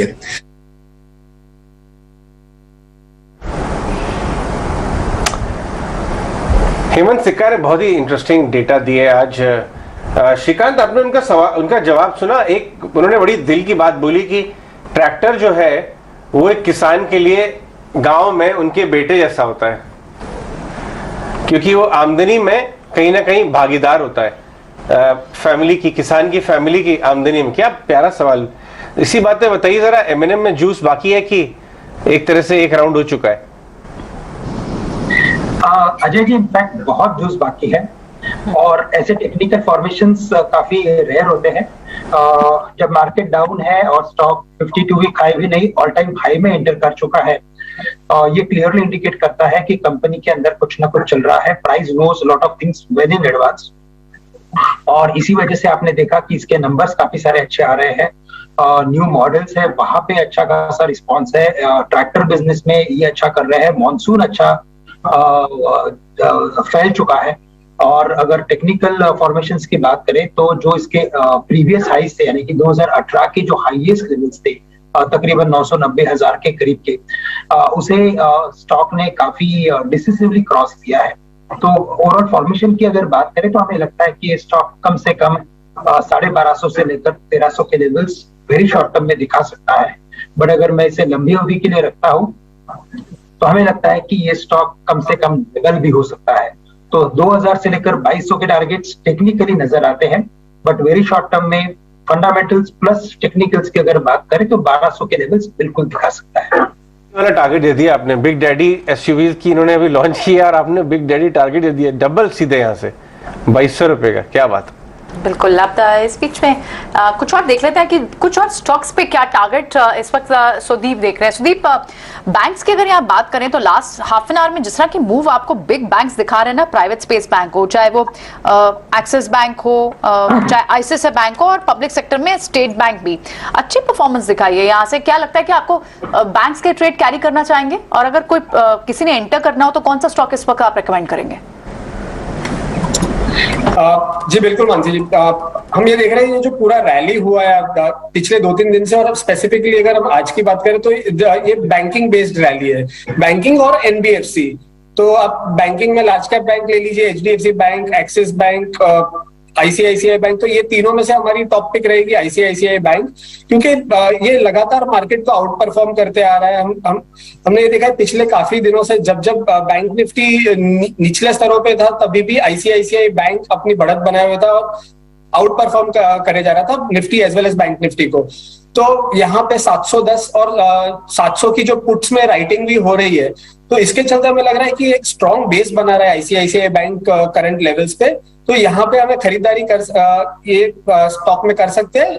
700 का एक स्टॉप लॉस रखें और 740 और 750 का एक टारगेट ऊपरी स्तरों पे हमें दिख रहा है, और ये 750 के ऊपर अगर सस्टेन करता है तो एक बहुत बड़ा breakout, downward sloping trend line का ब्रेकआउट यहाँ पे दिखाई देगा। But one level at a time, 700 के एक स्टॉप लॉस से 750 फर्स्ट टारगेट, 740 750 एंड इसके ऊपर एक बड़ा ब्रेकआउट। और अगर हम इसी सेक्टर में एक दूसरा स्टॉक देखें तो 2 मिड कैप बैंक्स में हमें बाइंग दिख रही है, एक है फेडरल बैंक और दूसरा सिटी यूनियन बैंक। ये दोनों स्टॉक, पहली बात पहले करते हैं सिटी यूनियन बैंक की बात। तो सिटी यूनियन बैंक ने पिछले सोमवार को 128 से 138 तक का एक अपमूव दिखाया था, which was quite earlier than the entire sector upmove. तो उसके बाद ये स्टॉक ने 130-32 का जो अपना ब्रेकआउट का जो जोन था उसको रिटेस्ट किया है, और आज हम देख रहे हैं ओपन इंटरेस्ट के साथ ये बढ़ रहा है। तो हमें लग रहा है कि ये 133 के स्टॉप लॉस के साथ कोई इसमें बाइंग पोजीशन बना सकते हैं। और 150-155 का एक टारगेट ऊपरी स्तरों पे हमें इसमें दिखाई दे सकता है सिटी यूनियन बैंक में। ऑलराइट, तो लार्ज कैप स्पेस में आईसीआईसीआई बैंक 750 का पहला टारगेट और ऊपर के ऑल लेवल्स पे एक्सपेक्ट करता है सौमीत, और साथ ही फेडरल बैंक उन्हें पसंद आता है, सॉरी सिटी यूनियन बैंक उन्हें पसंद आता है मिड कैप बैंक्स में। इस वक्त हमारे साथ अब नरेश मिरानी भी बने हुए हैं, नरेश से भी समझ लेते हैं। हालांकि नरेश से थोड़ी देर पहले है शायद, नरेश से हमने बात की थी, एक बार फिर से उनसे समझ लेते हैं। नरेश, जिस तरह की तेजी बाजार इस वक्त दिखा रहा है, आप इमीडिएटली क्या लेवल देख रहे हैं इंडेक्स पे? आपको लग रहा है 16,000 एक दिन में ही आ जाएगा, और आपकी पिक्स क्या होंगी? अगर 15,900 क्रॉस हो जाता है और सस्टेन होता है तो 16,200 नेक्स्ट टारगेट होता है। तो एज ऑफ नाउ व्यू वही व्यू है कि 15,900 के ऊपर 16,200 रादर देन जस्ट 16,000। और ओवरऑल अब हमने देखा है कि बैंक्स लीडरशिप ले रहे हैं, तो अगर बैंक्स लीडरशिप लेता है तभी ये तेजी आ सकती है।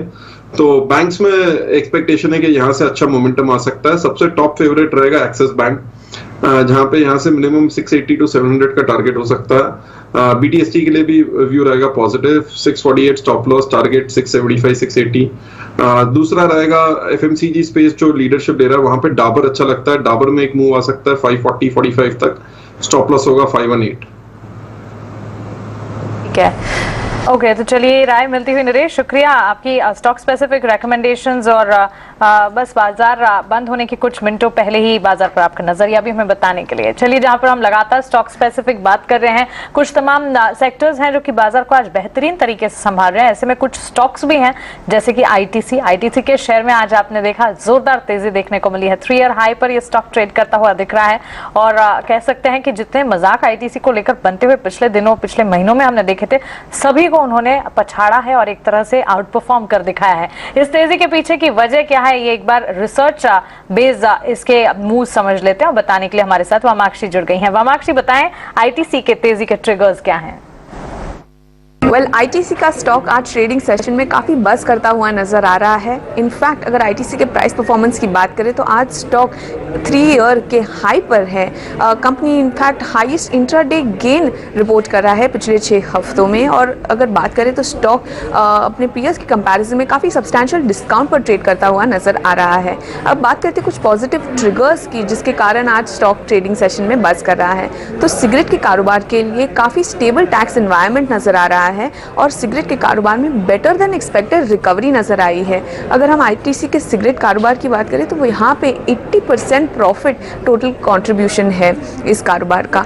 इसके अलावा होटल बिजनेस के भी जो ऑपरेटिंग मैट्रिक्स है उसमें सुधार नजर आ रहा है। एफएमसीजी बिजनेस में भी हेल्दी सेल्स मोमेंटम दिख रहा है। और अगर हम पेपर के कारोबार की बात करें तो पेपर बोर्ड की डिमांड बढ़ रही है, एंड यूजर की डिमांड बढ़ने के कारण, और प्राइसेस भी बढ़ रहे हैं, तो ये काफ़ी अच्छे पॉजिटिव ट्रिगर्स नजर आ रहे हैं। इनफैक्ट आईटीसी का 4 से 5% डिविडेंड यील्ड है, जिसके कारण ये एक अच्छा डिफेंसिव स्टॉक नजर आ रहा है। बात करते हैं कुछ एनालिस्ट व्यूज की, तो ज्यादातर एनालिस्ट ये स्टॉक पर बुलिश नजर आ रहे हैं। करीब 92% एनालिस्ट की खरीदारी की राय है और सिर्फ 8% की होल्ड की राय है। अगर हम देखें तो एनालिस्ट का मानना है कि ये स्टॉक करीब 5% का और रिटर्न दे सकता है, और ये सारे फैक्टर्स को नजर में रखते हुए आईटीसी का स्टॉक आज ट्रेडिंग सेशन में बस कर रहा है। बिल्कुल वामाक्षी, शुक्रिया आपका ये सारे के सारे तेजी के ट्रिगर्स हमें बताने के लिए। हर लिहाज से हर सेगमेंट में आईटीसी में जो परफॉर्मेंस नजर आ रही है उसी का इम्पैक्ट है कि आईटीसी के स्टॉक प्राइस पर हम बढ़त देख रहे हैं 3 साल के उच्चतम स्तर पर। राजेश जी, आईटीसी पर आपका नजरिया बताएं। करीब 3% के अप मूव्स हैं, 292 293 के आसपास स्टॉक में 3 ईयर हाई पर ट्रेड हम देख रहे हैं आज। बिल्कुल, देखिए व्यू तो बुलिश है और हम एक्सपेक्ट कर रहे हैं इसमें 310 315 तक की अपसाइड कंटिन्यू होते हुए दिखेगी। जिनके पास भी पोजीशन है बिल्कुल होल्ड रखना चाहिए। स्टॉक का सेटअप काफी पॉजिटिव है। Across all time frame stock एक बुलिश जोन में ही ट्रेड करते हुए दिख रहा है। जिस तरीके से ब्रेकआउट हमने रिसेंटली देखे हैं ये दिखाता है 315 तक के इमीडिएट टारगेट इसमें आते हुए दिखेंगे। 280 to 84 के आसपास का स्टॉप लॉस रखे और पोजीशन को होल्ड रखने की सलाह है। एब्सोल्युटली, पोजीशन को यहाँ होल्ड करने की सलाह। आईटीसी पे अब ऊपर के लेवल है 317 320 और 350 तक के लेवल एक्सपर्ट इस पर दे रहे हैं, और इस बार 280 तक का जो आपको एक रेंज हर बार एवरेजली दिखता है, जनरली दिखता है, उस रेंज को जाहिर तौर पर ऊपर की तरफ काटा है, और आईटीसी आपको 290 के ऊपर दिख रहा है, और अब भी इसमें जूस स्ट्रीम बाकी है, ये एक्सपर्ट्स मानते हैं। लेकिन पिछले आधे घंटे या पिछले 15 मिनट में जो तेजी आई है उसमें अब आपको टेक्नोलॉजी स्टॉक्स भी पार्टिसिपेट करते हुए दिखाई दे रहे हैं। बैंकिंग तो है ही, बैंकिंग लेड रिकवरी तो आपको आपको आज अच्छी खासी बैंकिंग लेट तेजी तो आज आपको दिख रही है, 400 पॉइंट से ज्यादा आपको बैंक निफ्टी में तेजी दिख रही है, चाहे वो कोटक महिंद्रा बैंक हो, एक्सिस बैंक हो, आईसीआईसीआई बैंक हो, इनमें तेजी है। लेकिन एचसीएल टेक, इन्फोसिस, यहां पर भी 0.5 to 1% की तेजी है। और अभी आई थिंक श्रीकांत इसकी बात भी कर रहे थे। श्रीकांत, यहां से अगर हमें कैरी फॉरवर्ड ट्रेड करने हो तो आपको लगता है बिगीज को यानी लार्ज कैप आईटी को पिक किया जा सकता है, क्योंकि बहुत ही ज्यादा अनप्रेडिक्टेबल मूव है, बिल्कुल सस्टेन नहीं करती है मूव इन स्टॉक्स में, it's too risky to carry the move overnight. क्या आपकी कन्विक्शन आ रही है यहाँ इन स्टॉक्स पे?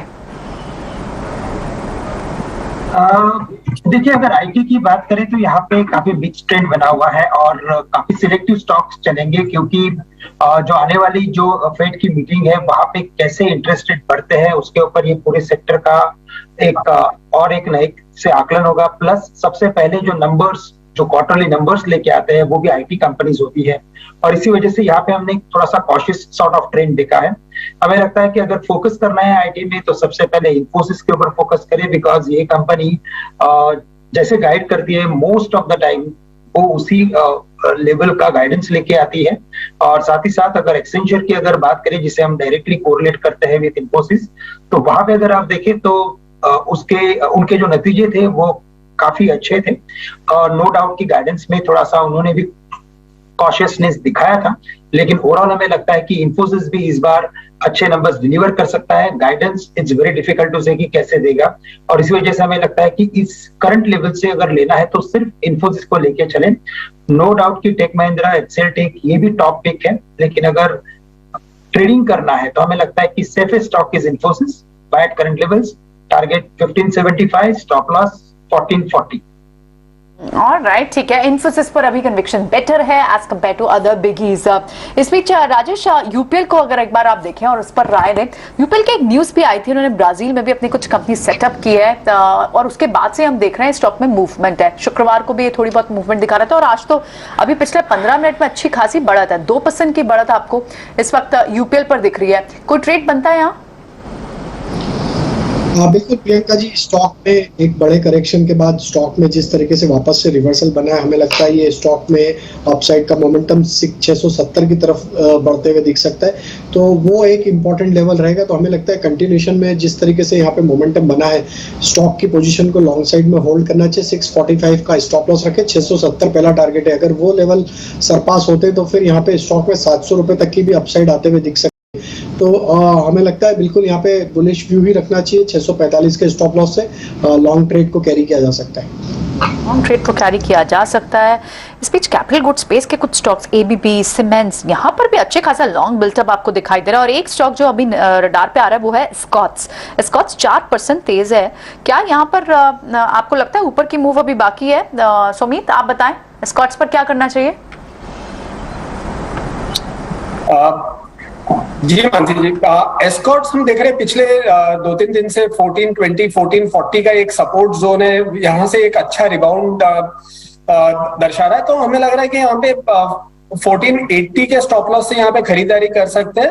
और ये जो पूरा जो डाउन ट्रेंड जो एस्कॉर्ट्स में हमने देखा था पिछले कई महीनों से 1800 से 1400 तक का एक डाउन ट्रेंड देखा गया है, तो इसके बाद यहाँ पे एक मोमेंटम बनता हुआ दिख रहा है पिछले 2-3 दिन से। तो यहाँ पे हम लोअर लेवल्स पे खरीदारी कर सकते हैं। 1480 का एक स्टॉप लॉस रखे, पहला टारगेट 1600 और दूसरा 1640 का एक अपसाइड यहाँ पे हमें नजर आ रहा है यहाँ पे ये स्टॉक में। 1600 के ऊपर के टारगेट्स यहाँ पर स्कॉट्स में नजर आ रहे हैं, अच्छी मजबूती के साथ है स्कॉट्स में 4.25% के अप पर। इस बीच जहां पर हम ऑटोमोबाइल, एफएमसीजी, बैंकिंग की बात करें, फाइनेंशियल सर्विसेज स्पेस भी है जो कि आज अच्छी परफॉर्मेंस दिखा रहा है। कुछ तमाम स्टॉक्स, श्रीकांत जी आपसे आपका आउटलुक हम जानना चाहेंगे। Muthoot finance, Chola finance, HDFC, AMC, SBI life जैसे स्टॉक्स हैं जहां पर मजबूती आज बिल्कुल दिख रही है। बैंक्स के साथ फाइनेंशियल सर्विसेज भी बाजार को संभालने का काम कर रहे हैं। इन स्टॉक्स पर आपका नजरिया क्या होगा? बिल्कुल, तो देखिए, अगर इसमें से अगर किसी एक स्टॉक को अगर मुझे पिक करना है तो हमें लगता है कि मुथूट फाइनेंस के ऊपर फोकस करें, क्योंकि ये स्टॉक वैसे देखा जाए तो काफी जोर से करेक्ट हो चुका है, और बड़े करेक्शन के बाद एक इम्पॉर्टेंट रिट्रेसमेंट से एक अच्छा रिकवरी भी इसने डिलीवर किया है। तो तकरीबन 950-960 के करीब ये स्टॉक था, और लगातार 3 दिनों में ये 1100 के करीब आ चुका है। पिछले 2 दिन के डिलीवरी बेस्ड वॉल्यूम को भी देखें तो वो भी काफी उत्साहजनक है। तो ये क्लियरली इंडिकेट करता है कि स्टॉक में एक नया इंटरेस्ट डेवलप हुआ है और ये स्टॉक थोड़ा और यहाँ से पुल बैक को एक्सटेंड कर सकता है। अगर मैं करंट लेवल से लॉन्ग करता हूँ तो हमें लगता है कि ये स्टॉक 1200 से लेकर 1250 के लेवल्स बिल्कुल दिखा सकता है और पोजिशनल व्यू लेना पड़ेगा क्योंकि स्टॉक थोड़ा वोलेटाइल रहेगा, काफी चल चुका है और स्टॉप लॉस हमें रखना पड़ेगा तकरीबन 1020 के करीब का, यानी 40 पॉइंट का स्टॉप लॉस रखे। टारगेट्स लेकिन 1250 से लेकर 1250 के ये दिखा सकता है।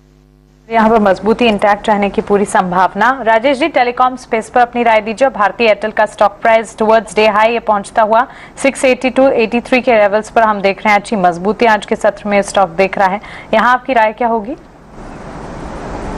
देखिए मानसी जी, स्टॉक में काफी बड़ा करेक्शन था। स्टॉक का अगर हम डेली सेटअप एनालाइज करें तो स्टॉक एक डाउन स्लोपिंग चैनल में ट्रेवल कर रहा था और उसके बाद अब ये ब्रेकआउट के बाद स्टॉक में जो वापस बाइंग एक्शन बनते हुए दिख रहा है। हमें लगता है स्टॉक को यहाँ पे बाय किया जा सकता है क्योंकि एक बड़े करेक्शन के बाद एक इसमें अर्ली रिवर्सल के साइन यहाँ पे बनते हुए दिख रहे हैं। 665 रुपए का स्टॉप लॉस रखेंगे और हम एक्सपेक्ट कर रहे हैं जिस तरीके से यहाँ पे रिवर्सल बना है और बाकी ही मार्केट में भी देखें तो ब्रॉड बेस एक बाइंग बनी है, तो ये स्टॉक हमें लगता है कि रिकवरी यहाँ पे जरूर दिखाता हुआ दिख सकता है। 715 720 तक की अपसाइड, थोड़ा सा पोजिशनली इसको होल्ड करना होगा, स्लो मूवर है अभी। तो 665 के स्टॉप लॉस है, 715 720 के टारगेट के लिए बाय किया जा सकता है। ठीक है, ऑलराइट, एब्सोल्युटली। कुछ और स्टॉक्स जो लास्ट में कैरी फॉरवर्ड किए जा सकते हैं, इसमें अगर BTST करना हो यहाँ पर राजेश, क्या भरोसा ज्यादा बैंकिंग स्टॉक्स पे रहेगा या फिर निफ्टी काउंटर्स पे आ रहे हैं रडार पे? देखिए हमें लगता है कि बैंकिंग फाइनेंशियल तो यहाँ पे कंटिन्यू रखेगा और बाकी स्टॉक्स में भी एक अच्छा मोमेंटम बन रहा है। तो IT स्पेस में भी इन्फोसिस और FMCG में HUL, ये स्टॉक हमें लगता है कि कैरी किए जा सकते हैं। बैंकिंग स्पेस में हमें लगता है ICICI बैंक और SBI, ये 2 स्टॉक काफी अट्रैक्टिव लग रहे हैं। और मिड कैप में अगर हम देखें तो एस्ट्रल के स्टॉक को भी देखना चाहिए, ये स्टॉक में भी एक करेक्शन के बाद इसमें भी एक अच्छा रिवर्सल बना है। तो ये सारे स्टॉक्स हमें लगता है कि BTST पॉइंट ऑफ व्यू से एक अच्छा सेटअप यहाँ पे बनते हुए दिख रहा है। तो हम यहाँ पे इन स्टॉक्स पे बाय करने की सलाह देंगे। और अडानी ग्रुप में अगर देखें तो अडानी पोर्ट का स्टॉक भी यहाँ पे देखा जा सकता है। स्टॉक में एक लास्ट के आधे घंटे में काफी अच्छा इंटरेस्ट बाइंग का देखने को मिला और स्टॉक अपने एक मल्टीपल रेजिस्टेंस जोन को अप्रोच करते हुए दिख रहा है। तो हमें लगता है अडानी पोर्ट भी यहाँ पे BTST के लिए बाय किया जा सकता है। इसमें 695 700 तक की अपसाइड हमें लगता है आते हुए दिख सकती, तो 672 के स्टॉप लॉस से अडानी पोर्ट भी बाय किया जा सकता है। स्टॉक आपने बताया, यहाँ बैंक स्पेस में आपको ICICI पसंद आता है, अदानी पोर्ट 690 700 तक के टारगेट देख सकते हैं आप, अदानी पोर्ट BTST, और आपने एस्ट्रल का नाम लिया। एस्ट्रल पर क्या लेवल्स देखेंगे आप फिर, अगर कोई यहाँ से लेके जाता है कल के लिए तो बिल्कुल देखिए एस्ट्रल में जिस तरीके के सेटअप बने और जो ब्रेकआउट अभी लास्ट के 15 मिनट में देखने को मिला, ये स्टॉक में लगता है हमें 1755 से लेकर 1770 तक की अपसाइड आते हुए दिख सकती है। 1705 के स्टॉप लॉस से एस्ट्रल भी BTST किया जा सकता है। राइट श्रीकांत, आप क्या लेके जाना चाहेंगे BTST में? बिल्कुल, तो देखिए हमें लगता है कि कुछ बैंक स्टॉक्स के ऊपर फोकस किया जा सकता है और यहाँ पे हमें लगता है कि कैनरा बैंक ये एक ऐसा स्टॉक है कि जिसे लॉन्ग किया जा सकता है। तकरीबन 188 के करीब ट्रेड कर रहा है। 184 का स्टॉप लॉस रखे, टारगेट्स यहाँ पे रख सकते हैं हम यहाँ पे 198 से लेकर 200 के। तो कैनरा बैंक एक अच्छा लगता है और साथ ही साथ हमें लगता है कि अगर FMCG स्टॉक्स में जैसे तेजी बन रही है और एक स्टॉक जो और एक अच्छे परफॉर्मेंस में आ रहा है वो है पेज इंडस्ट्रीज। 42,000 के करीब है। वैसे देखा जाए तो स्टॉक की जो प्राइस है वो काफी बड़ी है, लेकिन अगर पर्टिकुलर प्राइस पैटर्न को देखें तो हमें लगता है कि एक बड़ा करेक्टिव पैटर्न कंप्लीट करने के बाद ये स्टॉक वापस एक न्यू ट्रेंड में इमर्ज, एक शायद न्यू ट्रेंड में एंटर हो सकता है। तो करंट लेवल से अगर मैं पेज इंडस्ट्रीज को लॉन्ग करता हूं तो स्टॉप लॉस रखे सिर्फ 300 पॉइंट का, यानी 42,100 के करीब खरीदे। 41,800 का स्टॉप लॉस रखे, लेकिन टारगेट्स हमें नजर आते हैं 42,900 से लेकर 43,000 के। तो काफी अच्छा रिस्क रिवॉर्ड रेशो है करंट लेवल से खरीदने के लिए पेज इंडस्ट्रीज के लिए। राइट, पेज इंडस्ट्री ये तो ये बड़ा स्टॉक है यहाँ पर, तो यहाँ पर आप स्टॉप लॉस और टारगेट भी ध्यान रखें। सुमित, आपके लिए क्या होंगे आज BTST ट्रेड्स? हमारे हिसाब से हम जो बैंकिंग और NBFC में जो एक्सपेक्ट कर रहे हैं कि जो ऑलरेडी एक रैली आ रही है और ये रैली और मोमेंटम अगले कुछ दिनों में कंटिन्यू रहेगा, तो हमारे 3 पिक्स है। पहला पिक आईसीआईसीआई बैंक, जो हम ऑलरेडी डिस्कस कर चुके हैं कि एक अच्छा बढ़िया सेटअप है और बैंकिंग अगर चलना है तो लार्ज कैप में ICICI bank has to lead the way. तो 700 के स्टॉप लॉस से 745 का टारगेट। सेकंड स्टॉक होगा बजाज फाइनेंस। ये स्टॉक पिछले कुछ दिनों से लोअर लेवल से 5380 5400 से एक बेस बना रहा है, तो करंट लेवल से हम इसे बाय करते हुए 5560 के स्टॉप लॉस से 5800 के टारगेट के लिए हम इसमें बाय कर सकते हैं।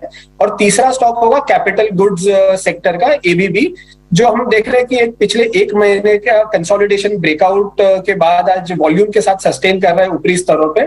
तो 2320 के स्टॉप लॉस के साथ एबीबी हम बाय कर सकते हैं 2410 2430 के टारगेट के लिए।